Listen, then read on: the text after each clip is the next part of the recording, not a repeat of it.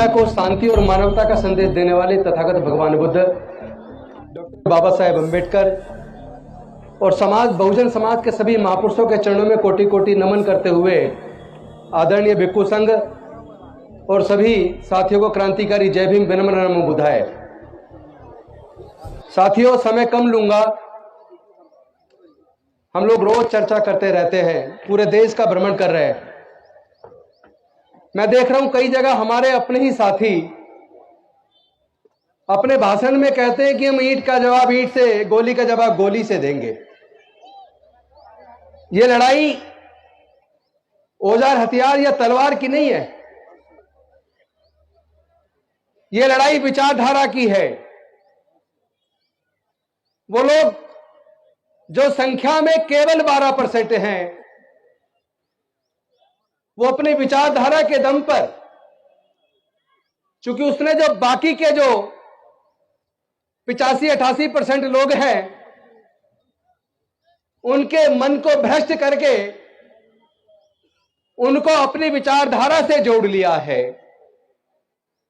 जब 85 या 88% वाली विचारधारा के लोग 12% की विचारधारा के रास्ते पर चल पड़ेंगे और 85% में से केवल 12-15% लोग अपने बुजुर्गों की सांस्कृतिक विरासत में, अपने बुजुर्गों की विचारधारा पर चलेंगे, तो 12 वाले तो हो गए 85 और 85 वाले रह गए 15 या 12। यही कारण है कि 85% पर 15% राज कर रहा है। जो लोग अपने इतिहास को नहीं जानते वो कभी इतिहास नहीं बना सकते। इतिहास बनाने के लिए इतिहास को जानना होगा। हमें हमारी ताकत किन कारणों से है, अपनी ताकत को भी पहचानना पड़ेगा और हमारी कमजोरियां क्या है, उस कमजोरी को भी पहचानना पड़ेगा। अगर हम अपनी कमजोरियों को पहचान कर कमजोरियों को दूर नहीं करेंगे और जिस चीज में हमारे अंदर ताकत है उसको संचित कर कर और ज्यादा इकट्ठा कर कर मजबूत नहीं करेंगे, तो हम उन्हीं 12-15% लोगों से हारते रहेंगे। तो सच को जानना बेहद जरूरी है। हमारी ताकत क्या है, इसको जानने से पहले यह जानना जरूरी है ऐसे कौन से कारण हैं कि हमारे समाज के लोग लगभग 3-3.5 हजार साल तक गुलाम रहे। मैं समझता हूं इसका कारण एक ही है। इसका कारण वो धर्मशास्त्र है, वो सामाजिक व्यवस्था है जिसने हमें हजारों जातियों में बांटा, जिसने हमें वर्ण में बांटा, जिसने हमें पढ़ने लिखने से वंचित रखा, जिसने हमें व्यापार करने से वंचित रखा, जिसने हमें संपत्ति से वंचित रखा। और जब वो रास्ते खुले, डॉक्टर बाबा साहेब अम्बेडकर ने खोले। एक तरफ तो उन्होंने हमारे पढ़ने के रास्ते खोले, जब पढ़ने के रास्ते खोल दिए तो हमारे लोग स्कूल कॉलेज जाने लगे। उस वक्त स्कूल कॉलेज सरकारी होते थे, तो सरकारी स्कूलों से पढ़ के हमारे लोग जज, engineer, doctor, collector, scientist, professor बनने लगे। और धीरे धीरे उसका असर यह हुआ कि एक तरफ बाबा साहेब के रिजर्वेशन की वजह से संसद और विधानसभाओं में पहुंचे और दूसरी तरफ उनके द्वारा खोले हुए मार्ग की वजह से पढ़ लिख कर रिजर्वेशन से हम लोग नौकरियों में पहुंचे। तो थोड़ा थोड़ा घर में पैसा आने लगा, थोड़ा थोड़ा आत्मविश्वास आने लगा। और लेकिन इसके बाद असली खेल उसके बाद शुरू हुआ। जिन लोगों ने हजारों साल तक हमें गुलाम बना के रखा, उनको यह तकलीफ पैदा होने लगी कि अगर ये गरीबों के, दलितों के, पिछड़ों के, आदिवासियों के बच्चे इस तरह पढ़ लिख कर जज, engineer, doctor, collector, scientist, professor बनेंगे तो उनके खेतों में, उनकी फैक्ट्रियों में सस्ते मजदूर कहां से आएंगे।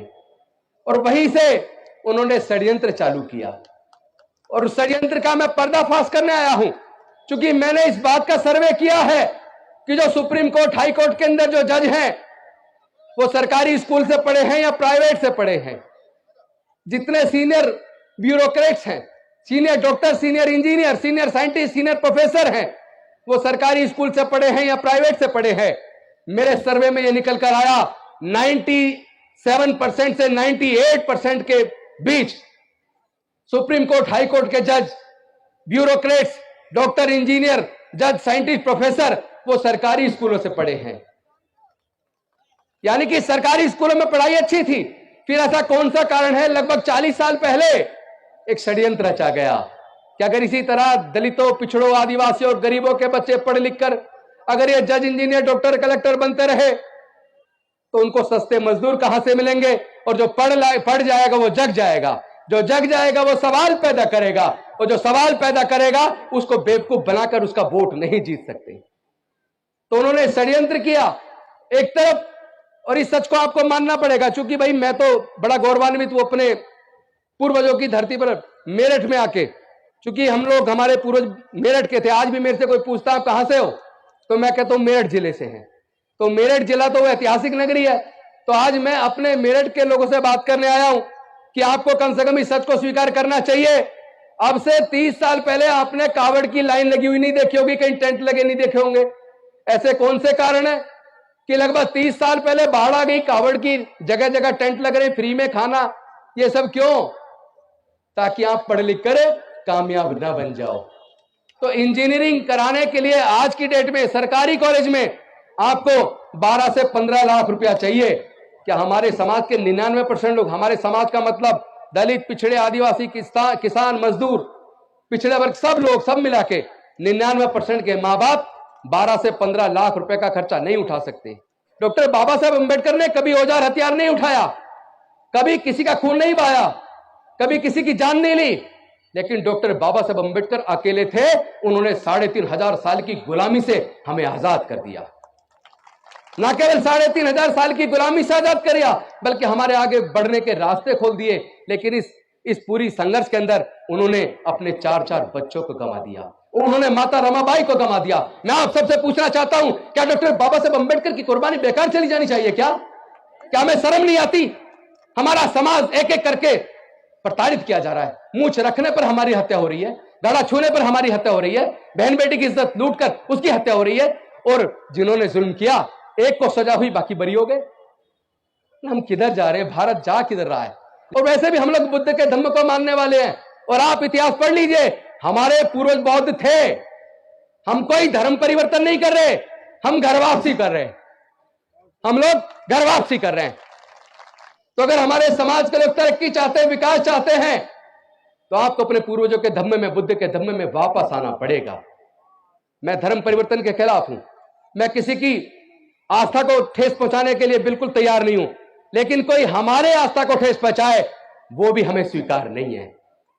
आपस में दलित, पिछड़ा, आदिवासी सब लोग मिलके रोटी बेटी का रिश्ता शुरू करो। और मुझे आपको ये बताते हुए बेहद खुशी में हो रही है, पूरे देश में दलितों, पिछड़ों, आदिवासियों के बीच आपस में खूब शादियां होनी शुरू हो गई हैं। और बाबा साहब के संविधान को रख के, तथागत बुद्ध को और बाबा साहब की मूर्ति को रखकर और संविधान की प्रस्तावना को पढ़ के आज हमारी शादियां हो रही हैं, इंटरकास्ट मैरिज हो रही हैं। अब जो बच्चे पैदा होंगे उनके, वो किस जाति के होंगे?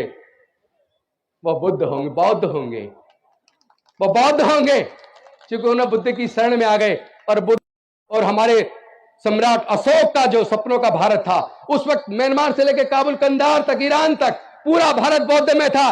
जहां भी कहीं खुदाई होती है केवल बुद्ध निकलते हैं, कोई और नहीं निकलता। इस सच को समझ लीजिए। आपकी बुजुर्गों की सांस्कृतिक विरासत बेहद कीमती है। उस विरासत को सजाने, संवारने, संरक्षित करने का समय आ गया है। जाति छोड़ो, समाज जोड़ो। जाति छोड़ो, जाति छोड़ो, जाति छोड़ो। बौद्ध धम्म की क्या पहचान? बौद्ध धम्म की क्या पहचान? जय जय जय जय जय भीम, जय जय जय जय जय भीम।